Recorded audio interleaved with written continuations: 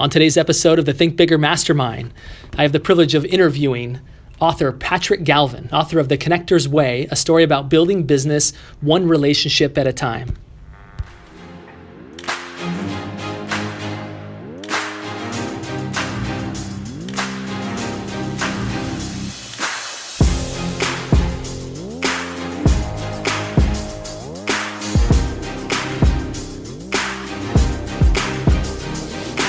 Welcome to the Think Bigger Mastermind with Steve Yeager and Justin Stoddard, where we interview some of the world's brightest and most innovative minds, helping grow your thinking, your actions, and your impact.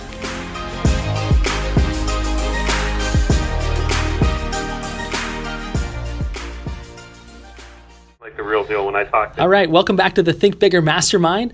I am here with Patrick Galvin, as I mentioned before, and just excited to have Patrick here on the show. Good afternoon, Patrick. How you doing? Hey, Justin. Good to talk to you. Good. Yeah, you as well. So Patrick and I have been chatting here for a little bit, excited to kind of let the rest of you in on this conversation. I had the privilege of meeting Patrick from some mentors of mine.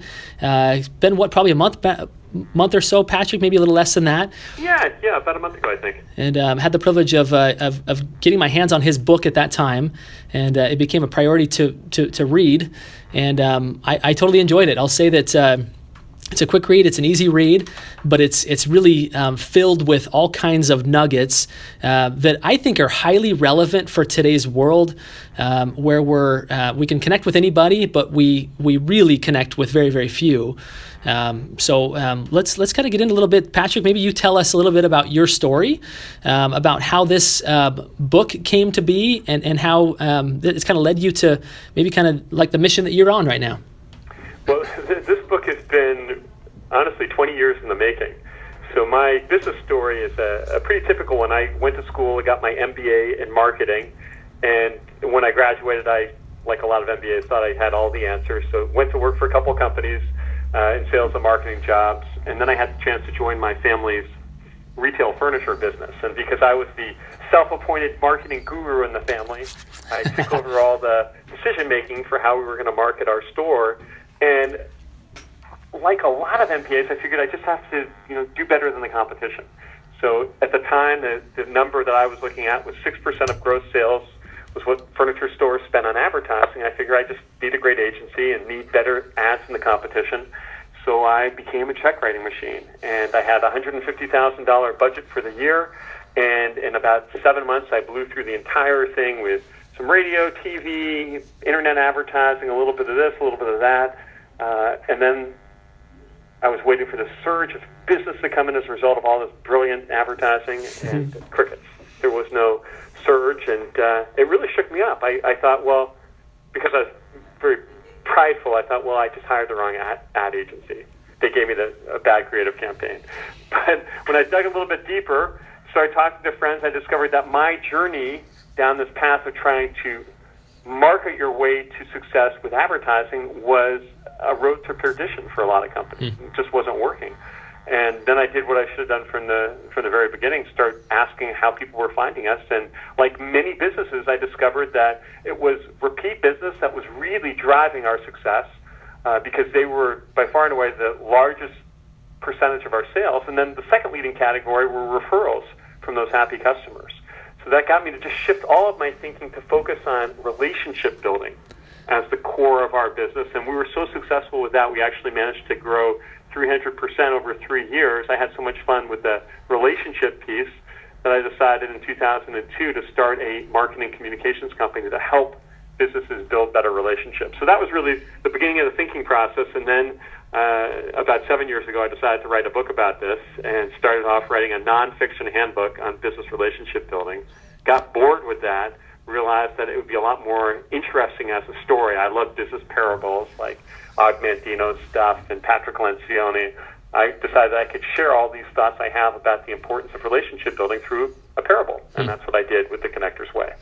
I'll bet, take us back to that point where you had spent through the marketing budget in, you said 7 months out of 12 months? Yeah, Yeah, So if that, it might have even been close to 6. It was very fast. It's not hard to spend money on advertising. there's, it's fun to spend money. I think anybody that's like lives in the U.S. and is a consumer, we have fun, and they make it fun to spend money. And I would imagine that you get lots of tickets when you buy radio ads. You get all sorts of perks thrown your way, and you got all these instant friends. Like, oh man, thank you, newspaper rep. I think I was like the guy's new best friend. So yeah. So there's this anticipation that this is going to work, and then explain to us kind of what, like that moment of realization where you realize, like, I just spent a whole lot of money and I've got nothing to show for it. Because I would imagine that there's people on, like, that are listening to this that have totally been there, or maybe they're there now, where they're actually feeling like this hopeless feeling of like, I just killed the golden goose.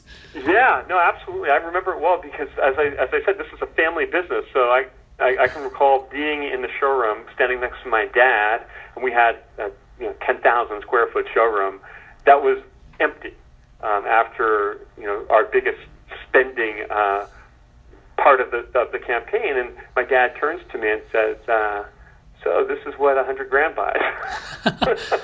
Meaning it was an empty showroom. That's tough to hear from your own father. Oh, it was empty of people. He was not happy. Neither was I. So it was not empty of furniture. It was empty of people. Empty of people. Got it. Plenty Okay. of furniture. That was not the problem. Furniture. But yeah, no people. At a time that there should have been people. Which I'm sure it just adds to the drama when it's family, right? Like, this is like the parents' nest egg. Like, I was brought in to be the guy on the white horse to help, like, take this company to the next level. Genius, son. Come on. You went to a business school, which I paid for in part. Oh, no. What's up with this? Oh.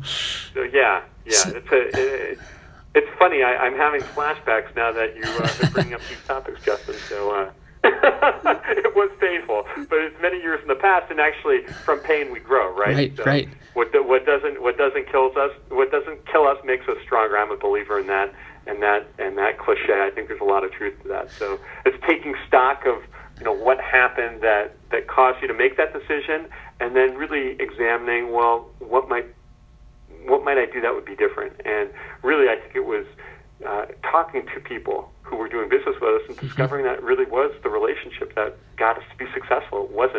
It had never been advertising, but we just thought it was because that's what our competition was doing. Yeah.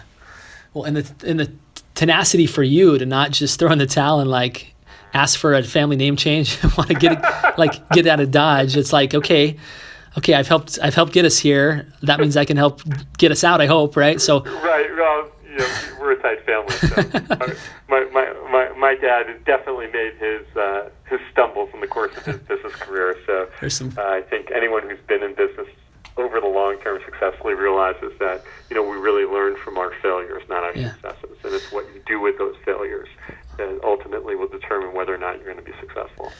So from that, as you mentioned, you went back and said, okay, how did we get the customers that we have? How did they get here?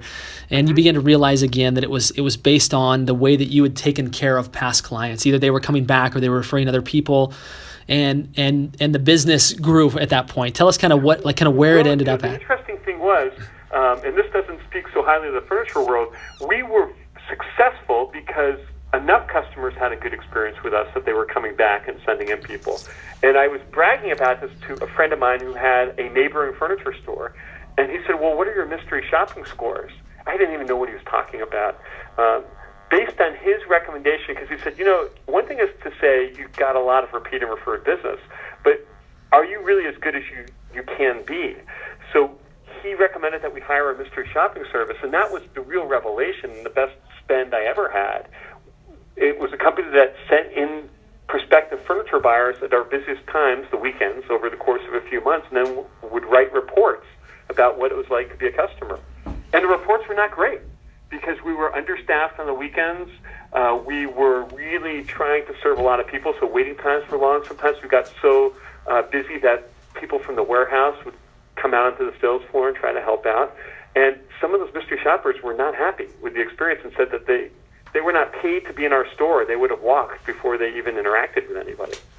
So it was a wake-up call. So we had been successful because we had a number of good salespeople, but we realized that we were so focused on marketing through advertising, and we weren't nearly focused enough on the customer experience. So we provided much better training for our staff. We made sure that we were fully staffed at our critical moments in time, and we made customer service the ongoing theme of our business. And with that, we really grew, not because we were spending money on advertising, but because we were really customer-centric. And what we experienced in the furniture world over the last 15 years, working with a variety of different businesses and from professional services to consumer product companies, it's the same thing. Those companies that focus on the customer experience thrive, and those that are distracted by shiny marketing objects, they're not going to go anywhere. Well, we discussed prior about this concept of deposits and withdrawals, that how that client experience that you're discussing really becomes a deposit into a relationship. No doubt. I mean, that is absolutely critical. And, really being of service to that client, whether that's, delivering a quality product or service, or whether if it's a relationship you have perhaps with a business-to-business client, helping that individual grow his or her business, being not just somebody selling them something, but somebody who's partnering with them so that they succeed. And when you have a partnership, when you are really thinking, well, how can I be of service to that individual, and then delivering upon that, well, then you have made a huge deposit, and you have a tremendous amount of relationship capital with that person that then you can leverage when the opportunities arise. I shared the experience that I had yesterday. Actually, I was attending a class with a bunch of real estate agents with the intent to grow their business. And towards the end of the class, they were all enlisted to reach out to their close sphere, like the people who they had probably invested the most amount of time and value into. And they were asked to ask these people for referrals. And there was probably about 200 people in the room, and they were asked to come up whenever they got a referral to ring a little bell. And I assumed that bell would ring occasionally, right? That maybe, once every couple of minutes. I mean, it was like nonstop for 20 minutes, ding, ding, ding, ding. And it was pretty impressive to see that. And I think it's a tribute to what you're talking about here, is that when you've made enough of those deposits into those people, which all of us have, right? Assuming that we're relational people in general, and we're not takers, but we're actually givers, that there's a group of people around us that actually want us to win, that actually would respond really well if we ask them for their help. And in your book, The Connector's Way, which I would recommend any and all who listen to this podcast, I'll kind of tell you the title here: The Connector's Way, a story about building business one relationship at a time. Towards the back, there's principles that are kind of told through this parable, and there's you had mentioned that principle number 6, or rule number 6, is exactly that, right? Let people know how they can help you succeed. Yeah, that's such a big one. And you know what? I learned this one the hard way too. So when we started our marketing communications company in 2002, for the first 5 years of our business, the number one question that I got from clients and from prospects, which I didn't have an answer for, which was, Patrick, we have a really good product, a great service, but we really don't get as many referrals as I would think we should, based on what we're delivering. And I had just an awesome experience at a Word of Mouth Marketing Association conference in 2008. And a professor got up and he shared this really interesting stat, which was 50% of all people have to be asked for a referral in order to make one. 50%. That's a crazy. Huge number. It is a big number. And it seemed exaggeratedly high to me, so I questioned his methodology of his study. I'm a smart MBA. That's just too obvious. But I said, okay, this is my one takeaway from his talk and my biggest takeaway from that event. So I came back, and that quarter, I went out to my best clients, the ones who I had built the strongest relationships with and helped them grow their businesses, and I was of service to them. And I just let them know we were looking to add on clients, and we really wanted to add clients like them. And I think that's the key, is be very specific in terms of what you're asking for. And I was specifically in laying out the industries we were looking for, but also the personalities that we really enjoyed doing business with them. And what happened was really amazing. We got more referrals that quarter than we had ever received. simply from having that conversation. One of our very favorite clients who had never referred business to us, not only referred one client to us that quarter, but we got 3 referrals from him. So that was just huge. And people want to be of service to their network. So if you build a quality network, and then you're going out to your network saying, I am looking for people like you, and this is why I like doing business with you, and I'm looking for people in this industry, they're going to be happy to suggest people to you, and you're going to get immediate referrals.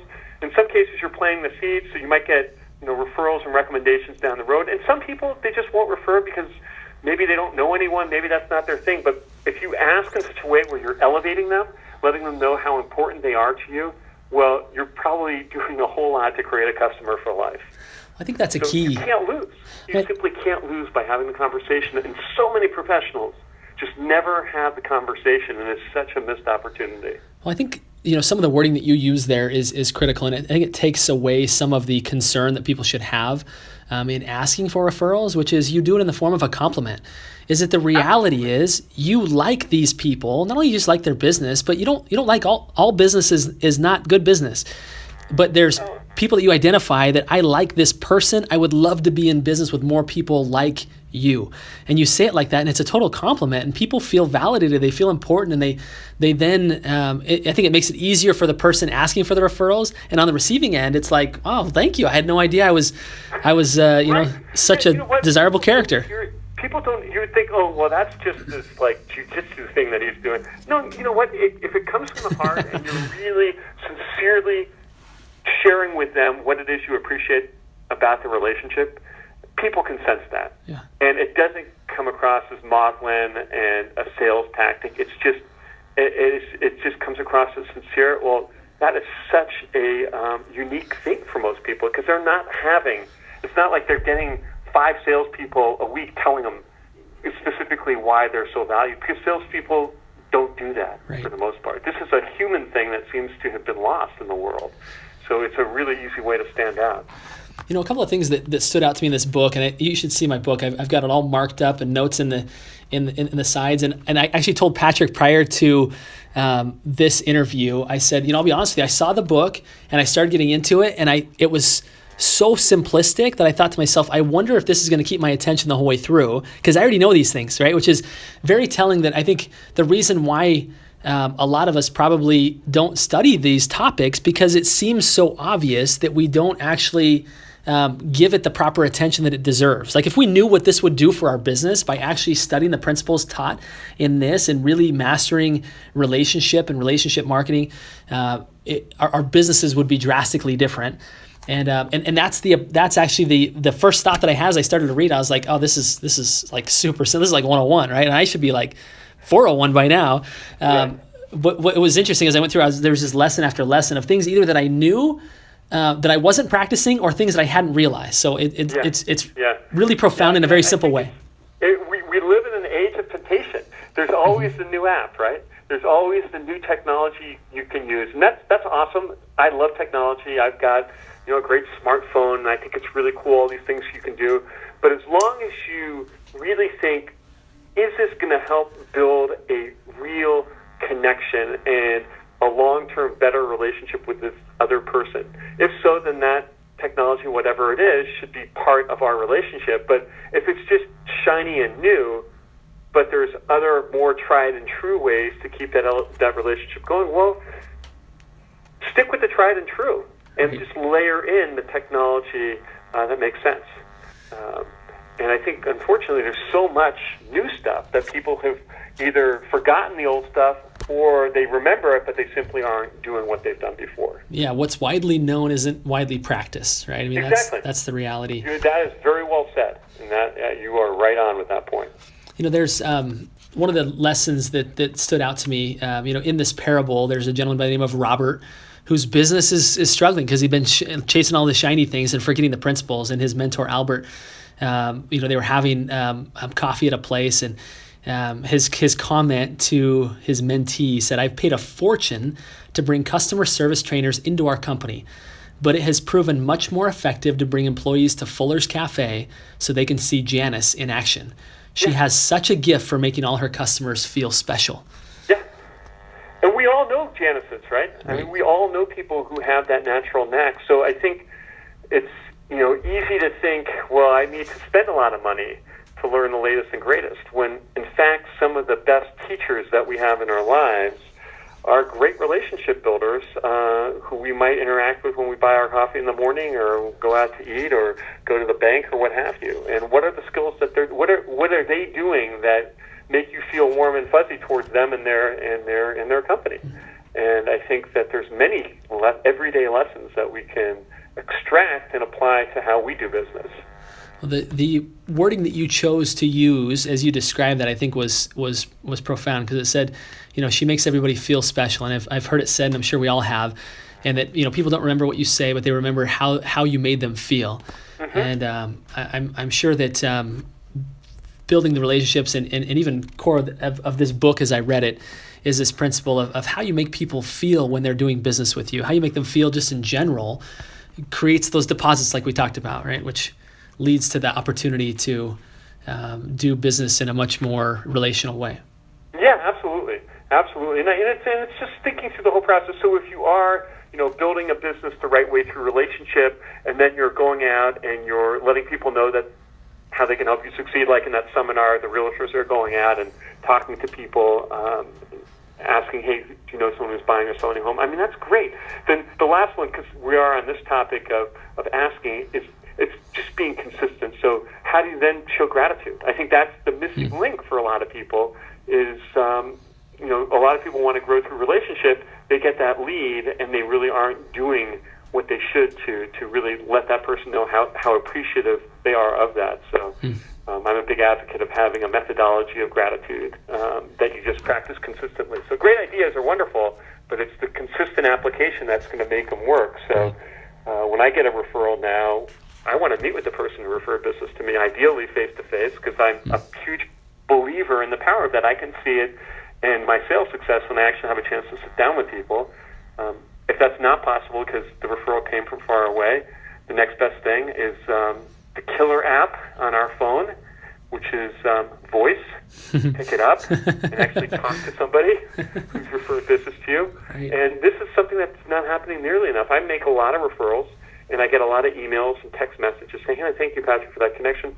I mean, what a missed opportunity. First of all, gratitude could be heard when someone is speaking to you on the phone. You can hear a smile. You can really genuinely sense someone's appreciation when they talk to you, even if it's not face-to-face, it's over the phone. And then the other thing is, when you talk to that person, you can ask questions. So if you're in mortgage, let's say, and you were referred somebody who might be buying a home, you can ask questions about that person, other experiences they've had with mortgage loan providers, maybe difficult financial situations that they might be in right now or have been in the past that might make getting a loan hard. But you can do some qualification of that prospect. And now when you call to follow up on that referral that your friend, business associate, business connection made, your chances now of actually turning that connection into a piece of business is much higher because you know something about that person. And you've gained valuable business intelligence. At the same time, you've built a relationship by talking to that person on the phone versus just going the easy route, which is sending them an email, thank you, or something like that, which is just, that seems to be par for the course.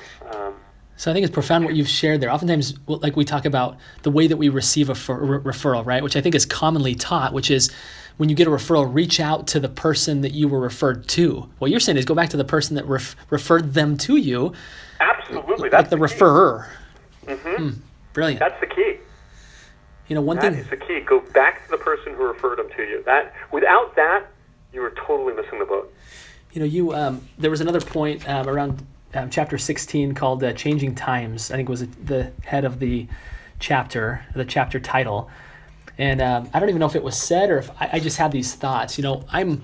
My value proposition in part within the title and escrow industry is that realtors are being commoditized by the internet, right? Much of what a realtor used to do can now be done via technology. And I think that what ends up happening is that the commissions and the margins start to get slimmer and slimmer as people realize that realtors maybe are doing less of what they used to do. And my solution is that realtors simply need to add in additional layers of value. And one thing that stood out to me in this book is that when an industry is being commoditized, oftentimes their response to it is to adopt all of the technologies that are actually commoditizing them. Like trying to react in all these automatic drip, and like essentially they start to become like the computers that are replacing them rather that is than very astute on your part, and I agree that happens.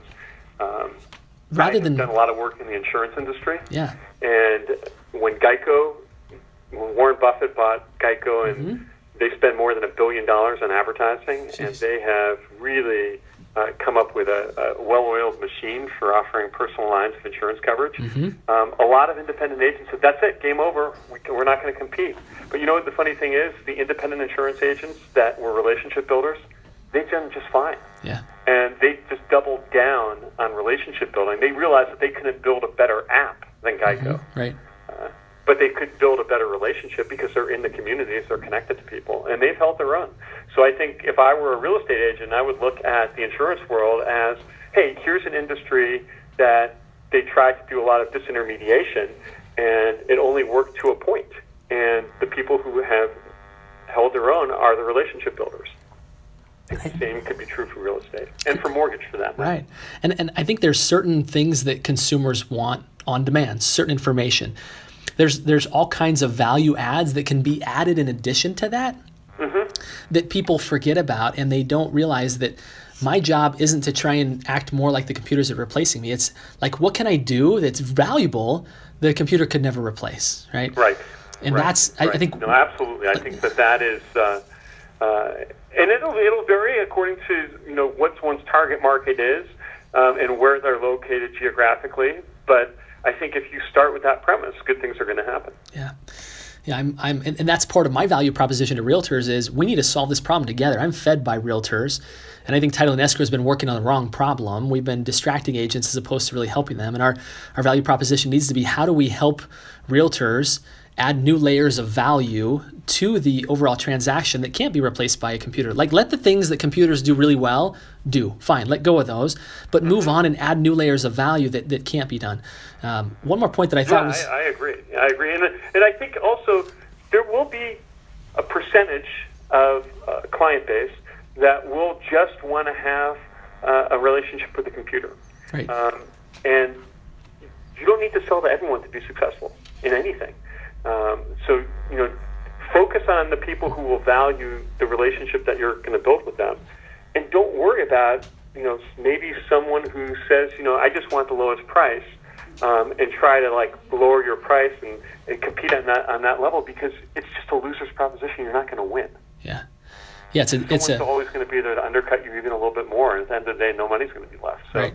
The Rocket Mortgages of the world, the Redfins, the cut rate, this or that or the other, the Geicos, there's a market segment for them, but it's not the whole market. And you don't need the whole market to be successful. Yeah, that's a race to the bottom, right? You jump in that race, and it's how fast can you get to the bottom. And you're not going to win, because there's always a rung that's going to be lower than you. And once you set your sights on in that race to the bottom, as you put it, it's just it becomes like a whirlpool that's just going downwards. Yeah. A toilet whirlpool, you could say, right? Exactly. The flush. You're going down the toilet, I think, because it's just, unless you have the scale to make enough money on a lot of transactions, a little bit of money on every transaction, which most realtors and loan officers are not. It's not about the number of transactions; it's about the quality of the transactions. It's just, I don't know. I saw it happen in the insurance world, and the death knell was being sounded for independent insurance agents, and they're doing fine. Yeah. If they built relationships. Exactly. But the ones that were trying to compete on price, most of those guys are out of business. And I think you embrace technology for what it's good for, but you don't let it replace everything you do, or you will be, right? At the end of the day, you're not going to be better at a computer than a computer is being a computer. And no, was it Gary Kasparov lost to Big Blue, and humans have discovered that they can actually beat the IBM supercomputer and other supercomputers out there when they collaborate with the machines. So now they have a category where it's computers against human human-computer combos in chess. I think that if you're going to be a great business person, you have wonderful relationship building skills. There's technology out there that will help you enhance those relationships, and the combination of the uniqueness that you bring on a human level to your connection with your clientele, layered on with your editing of the technology you use to stay in touch with people, you will trump people who are just purely trying to compete on a technology level and offer the lowest price, because you're offering something that is, as you said, more of a value add, something more unique, more memorable. And ultimately, that sort of service that you're providing is going to get people coming back to you and going to get them enthusiastic enough about you to refer you out to their network. One thing that actually, unfortunately, we won't have time to get into today, but I'm gonna do a little bit of a teaser to guide people to your book. But you give a really interesting tip in here on how to connect with people on LinkedIn and how everyone else does it and how you should do it. And I would encourage people to get the book. There's that I think will definitely set you apart as you're building a network. And then there's these 7 principles. I think we touched on 2 of them, and there's a whole bunch of them here. I mean, there's 7 rules for building business one relationship at a time, and the book tells these rules in a very powerful and enjoyable story. Again, the name of the book is The Connector's Way, a story about building business one relationship at a time.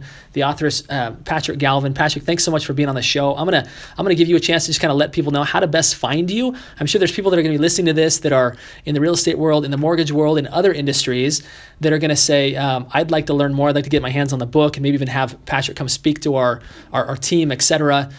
What's the best way they can do that? Well, thank you, Justin, for having me on for this conversation. Yeah, I keep it very simple. Patrick Galvin. Galvin is Galvin. So patrickgalvin.com. I've got all my social media stuff there. They can connect with me, read my bios, watch some speaking, find out about the book, links to where they can order the book. So it's all there. Awesome. And I'd love to talk to anyone who's interested in building business one relationship at a time. Very good. Very good. Well, it's so much enjoyed this conversation. I feel like I could keep going for another 30 minutes and beyond, but to keep the show within its proper time context, we'll let people reach out and learn more about you in other ways. And thank you again for taking time out of your schedule to be here and be with us and share some nuggets. And I look forward to continuing our relationship. And it's been great. Thanks again. Thanks a lot, Justin. I really appreciate your time. You bet.